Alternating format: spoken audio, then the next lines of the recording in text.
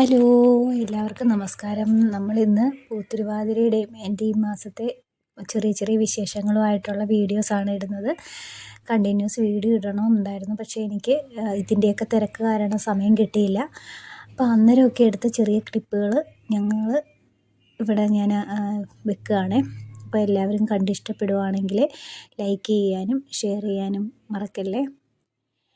അതുപോലെ തന്നെ എല്ലാവർക്കും വീഡിയോ ഇഷ്ടപ്പെടുവാണെങ്കിൽ അല്ലെങ്കിൽ എന്തെങ്കിലും തെറ്റുകളുണ്ടെങ്കിൽ കമൻറ്റ് ചെയ്യാൻ മറക്കരുത്. അപ്പോൾ വീഡിയോയിലേക്ക് പോകാം. അപ്പോൾ പൂത്തിരുവാതിരയ്ക്ക് നമ്മൾക്ക് ഒരു കുട്ടി ഉണ്ടായിരുന്നു. ആ കുട്ടിക്ക് പൂത്തിരുവാതിര ആചരിക്കണമായിരുന്നു. അതുകൊണ്ടാണ് ഞാൻ ഇപ്രാവശ്യം പൂത്തിരുവാതിര എനിക്കും കൂടി ആഘോഷിക്കാൻ പറ്റിയത്.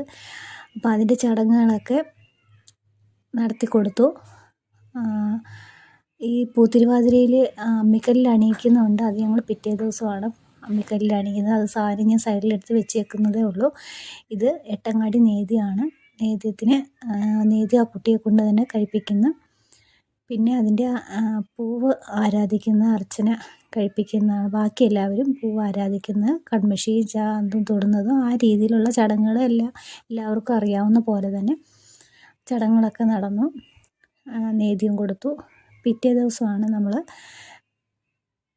പൂത്തിരുവാതിര ആർപ്പുവിളിയോടുകൂടി അതുപോലെ തന്നെ വഞ്ചിപ്പാട്ടോടുകൂടി എതിരേറ്റുകൊണ്ട് വന്ന് നമ്മൾ ചന്ദ്രനെ നോക്കി ഒഴിഞ്ഞ, അതായത്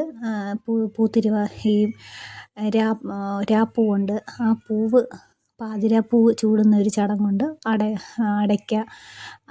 അടയ്ക്കാമണിയൻ്റെ ഇതെല്ലാം കൂടി ചേർന്ന് പാതിരാപ്പൂവ് പറിച്ചുകൊണ്ട് വന്ന് അങ്ങനെ ആ ഒരു ചടങ്ങ് അത് നടത്തി. പിന്നെ രാത്രിയിൽ ചന്ദ്രനെ നോക്കി അത് നമ്മൾ വീശി അങ്ങനെയാണ് ചടങ്ങ് അവസാനിപ്പിക്കുന്നത്. അത് അതേപോലെ തന്നെ ചെയ്തു കൊടുത്തു. എല്ലാവർക്കും അറിയാവുന്ന പോലെ തന്നെ ഇപ്പോൾ പൂത്തിരുവാതിരയുടെ ധാരാളം വീഡിയോസ് നമ്മുടെ യൂട്യൂബിൽ അപ്ലോഡ് ആക്കിയിട്ടുണ്ട്. അപ്പോൾ അതിൽ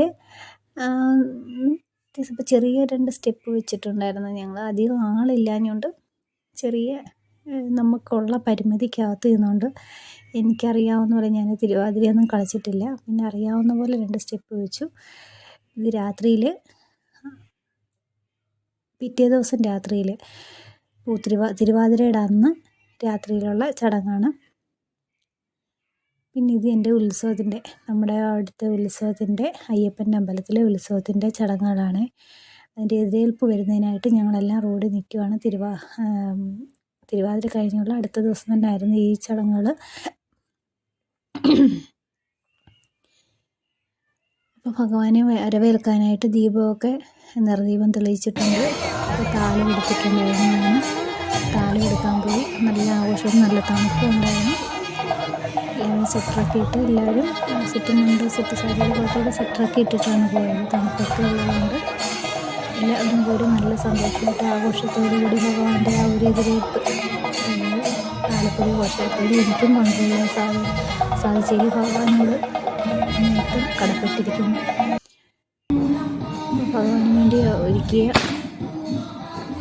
ദീപമാണ്, ഭഗവാനെ വരവേൽക്കാനായിട്ട് ഒരുക്കിയ ദീപമാണ് അതിൻ്റെ കാഴ്ചകളും. അപ്പോൾ അവിടുത്തെ ചെറിയൊരു പൂന്തോട്ടത്തിൻ്റെ കാഴ്ചകളോടും കൂടെ കണ്ട ഈ വീഡിയോ നമുക്ക് അവസാനിപ്പിക്കാം. കാഴ്ചകളിലേക്ക് പോയി.